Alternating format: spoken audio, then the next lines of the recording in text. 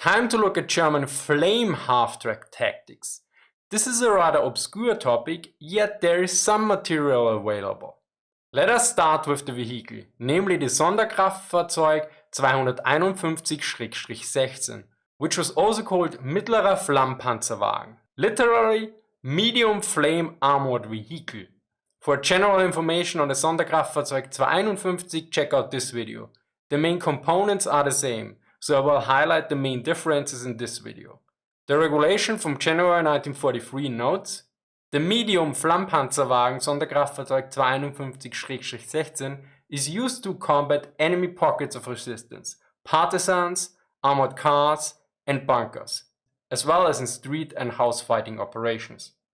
The Flammpanzerwagen was equipped with a flame system that was similar to the one used with the captured French Char B-1 bis, which were converted by the Germans into flamethrower tanks.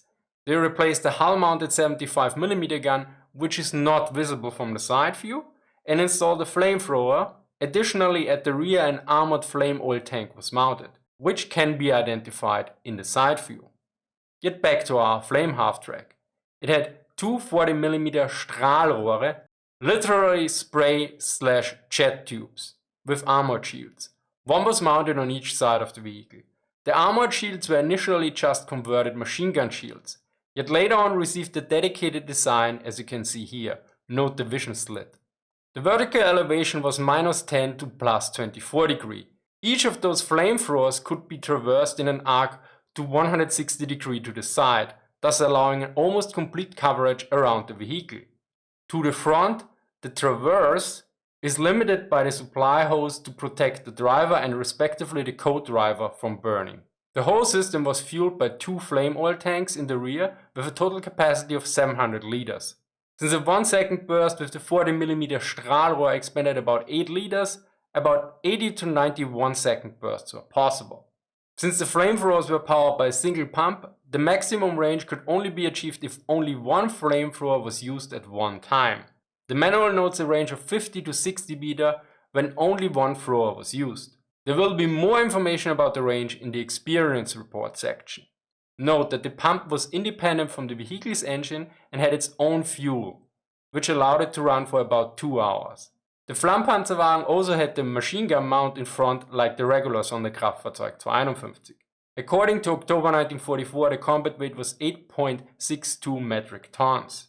Jentz and Doyle note that there was a 7mm Strahlrohr at the rear of the vehicle, which had a 10-meter hose and a second 10-meter extension hose. According to them, this was dropped during the production. Interestingly enough, a German document from 1945 mentions this weapon, but it also notes a 3-man instead of a 4-man crew. As such, the 1945 document likely is wrong. Anyway, let us take a look at the crew. The commander of the vehicle was called Flammführer, literally flame leader. He operated the radio and the machine gun. For internal communications, he had a speaking tube that allowed him to talk to the driver. The two men that operated the flamethrowers were called Flammschützen, which literally means flame riflemen. Note that at least the Flammschützen had a special uniforms and goggles that covered their face and eyes, yet I have seen some photos where the crew only wore what seemed to be a regular uniform, although those were likely from training exercises, since the crews only wore caps, not even Stahlhelme in these photos.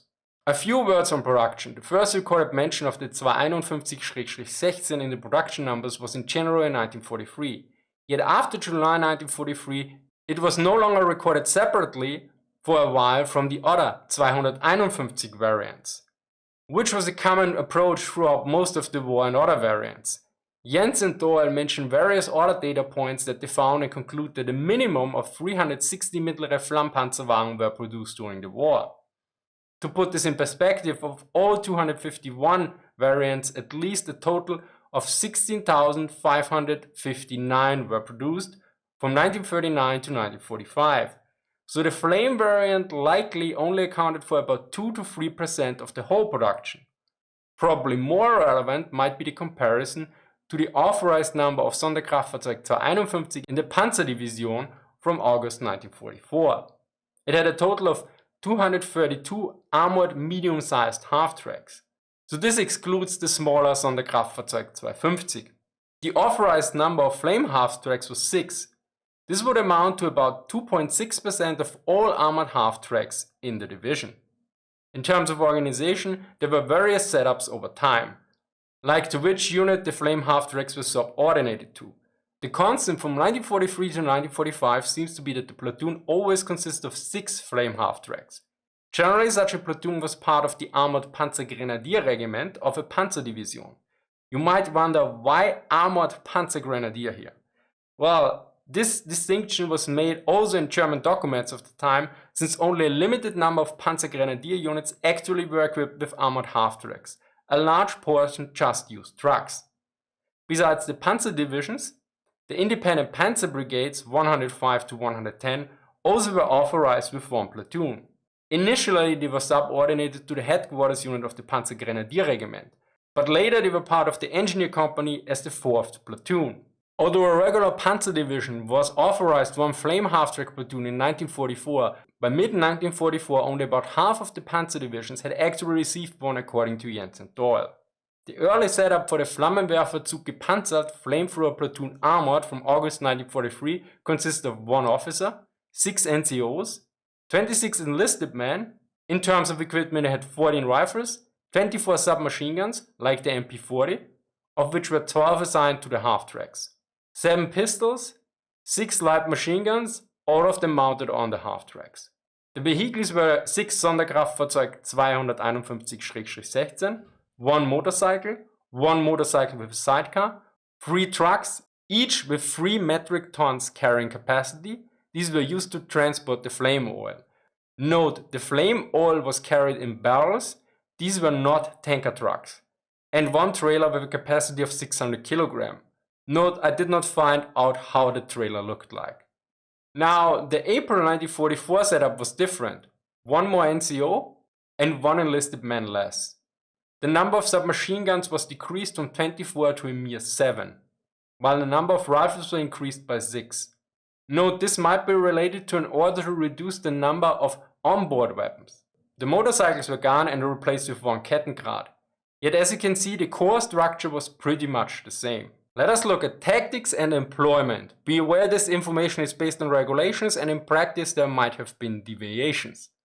In the German Army regulation about the command and combat of the Panzergrenadier-Regiment from August 1944, it is noted about the flame platoon with the Panzergrenadier Engineer Company. The flame half-track platoon is a weight of effort weapon. It is suitable for break-in, for destroying pockets of resistance in terrain already gained, and for local combat where the weapons of the mounted Panzergrenadier units cannot achieve sufficient effect. Night operations are particularly effective. Note that break-in should not be confused with break-through or penetration. German doctrine made a clear distinction between those two. To quote from our 2nd book, break-in, Einbruch, the break-in is the result of a successful attack to breach into the enemy's foremost lines. Yet back to the flame half-tracks, the regulation further notes on what not to do. For use in the front line in the manner of the escort infantry support tank or assault gun, as lead or point vehicle in marching combat, in security duties and as an independent reconnaissance section, the flame half-track is unsuitable. Its use results in the premature loss of the effective weapon. After the employment, the flame half-track platoon must be withdrawn immediately so that it can be re-employed after its oil supply has been replenished. Additionally, it is noted that the platoon has to be employed as whole. The platoon may be divided among Panzergrenadier companies only if the terrain prohibits commanding the unit as a whole, like in urban, combat or night action, or if terrain already won must be calmed. Close protection by armored infantry is to be assigned. In the section for defense, it is noted that the flame half-track platoon is to be used in counterattacks with other units. By the way, if you're interested in German documents, Chris from Military Aviation History and I currently have an Indiegogo campaign running for the translation of key documents of the famous German dive bomber, the Junkers 87 Stuka. If you want to learn more, check out this video or click in the pinned comment. Get back to flame half-track tactics.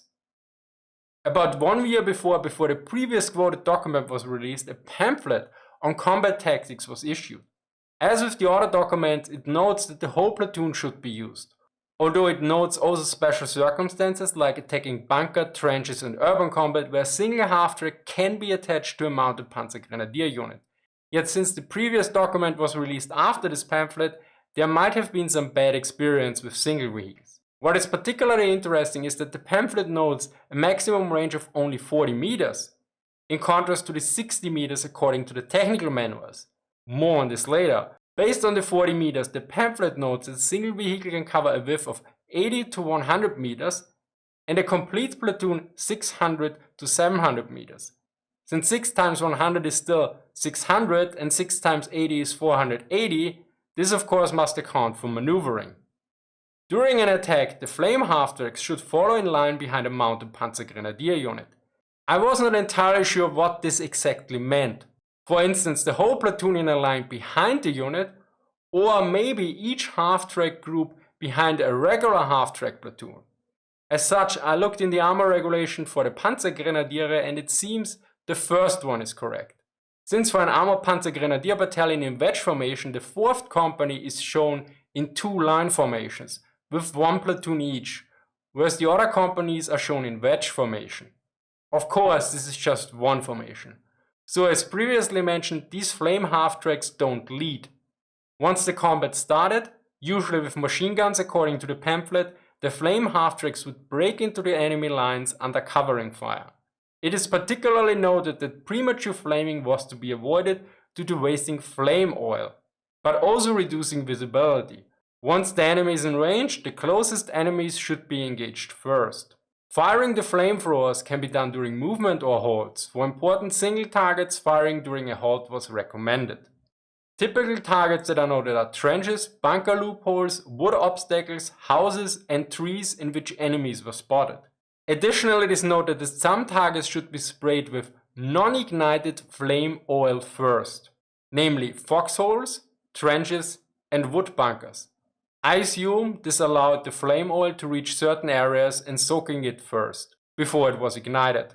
A final point notes that during thick natural fog, the flamethrowers should not be used unless a special order is given. Sadly, no explanation is given. I assume this might be related to friendly fire because the previous point cautioned about it. Yet it likely is also linked to avoid blind fire. We also have 2 experience reports. The first report is of an engineer battalion of a Panzer division from March 1943. It seems to clear up the confusion about the different ranges given in various sources. It is noted that the range of the flamethrower is heavily influenced by terrain and weather. The range is given with 40 meters, yet with the wind the range of 50 to 60 meters can be reached. Against the wind, the flame half-track itself might be endangered. Additionally, it is noted that spraying a target first with non-ignited flame oil is not possible, since the ignition flame is always on. This likely led to the change of the ignition system according to the May 1944 manual as noted by Jentz and Doyle. The experience report also notes that the engine for the pump of the flamethrower system was not adapted to prevent interference with the radios, as was done with regular engine. As such, radio communication was hardly possible. Another issue was that the tank had to be refilled after using 550 liters of the 700 liters. Since during cross-country movement the pump might suck in air, which would reduce the pressure. This likely explains why the 1944 regulation noted explicitly that tanks should be refilled after each operation. The next report is from the Panzergrenadier-Division Großdeutschland in February 1944. Based on the experiences collected since June 1943 in 14 different operations. It is noted that the flame half-track is a highly effective weapon, yet requires an energetic and observant platoon leader. It is particularly noted that the flame half-track is very vulnerable to tanks and anti-tank guns. As such, it should generally not be employed in a regular attack, but remain in the reserve for the regimental commander. It is noted that it was used very effectively against enemy break-ins, especially if during such counterattacks the enemy was not able to bring any anti-tank guns or anti-tank rifles into position. Particularly interesting for me was to mention that the flame half-track was especially effective during night attacks. To quote, "In spite of revealing their positions on the nighttime battlefield by their spurts of flame, very seldom were Flammpanzerwagen knocked out of action by hits from anti-tank guns. The flamethrowers have a very large demoralizing effect at night. An additional advantage is that the battlefield is illuminated for our own attacking forces. It is also noted that the smaller flamethrower at the rear, which was dropped during production runs, is unnecessary since the traverse of the large flamethrowers is enough. Furthermore, if one of the main flamethrowers should malfunction, bringing out the handheld flamethrower takes too much time. Instead, the crew members should switch to submachine gun and hand grenades. Another problem was noted, namely that small arms fire that deflected from the armor shield of the machine gun wounded the operators of the flamethrowers. As such, it was suggested to widen the armor shield by 20 cm. At first, theoretically this seems not an issue. Yet if the machine gun is turned, as you can see, this makes a lot of sense. Many of you know the Sonderkraftfahrzeug 251 with the Nebelwerfer rockets called Stucker zu Fuß. Well, interestingly enough, for the flamethrower half-track, this suggestion was made. It is proposed that a howling siren be installed to add to the demoralizing effect of the flamethrowers. The siren can be driven by the pump motor. For more information on the Stucker siren, check out this video by Chris from Military Aviation History. To conclude, unsurprisingly, flame half-track tactics were rather specialized and heavily dependent on the circumstances. The Sonderkraftfahrzeug 251-16 was weakly armored and also carried a lot of additional fuel. Thus, it could only be used against targets that were not supported by any anti-tank guns or when these weapons were effectively suppressed. One situation where these vehicles were particularly effective was during an enemy break-in, in which the half-track should be employed in a counterattack. This was mentioned in both the regulations and experience reports. And referring to a German armor regulation for the infantry, this makes even more sense. The moment of weakness after the break-in requires special caution and drive from the squad leader. The first thing to do is assert what has been won. The squad that got mixed up during the break-in has to be immediately pulled apart and restructured by the squad leader.